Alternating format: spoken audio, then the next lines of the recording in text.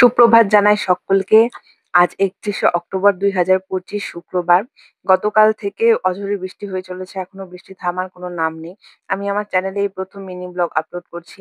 আমার চ্যানেলের পাশে থাকবেন, আমাকে সাপোর্ট করবেন। ঘুম থেকে উঠে আশিবাসি কাজ সেরে, স্নান সেরে নিয়ে পুজো দিয়ে নিয়েছি। এটা আমার নিত্যদিনের কাজ।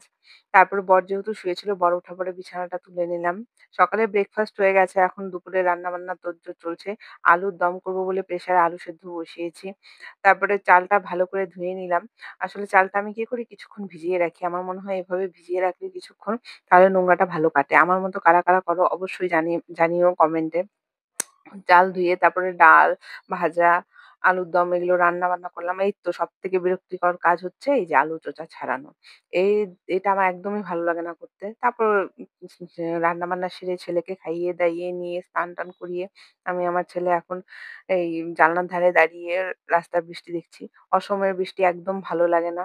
এখন বৃষ্টি হলে বিশেষ করে কৃষকদের খুব ক্ষতি হয়, ফসল নষ্ট হয়। এটাও যেহেতু অক্টোবর মাস এখন বৃষ্টি একদমই ভালো লাগে না। সন্ধ্যা হতে চললো এখনো বৃষ্টি থামার কোনো নাম নেই। বারান্দায় বসে, বসে একটু নেইল পালিশ পড়ছিলাম। তারপরের ব্লগটা আসছে নেক্সট পার্টে। ততক্ষণের জন্য টাটা বাই বাই। সকলে ভালো থাকবেন, সুস্থ থাকবেন।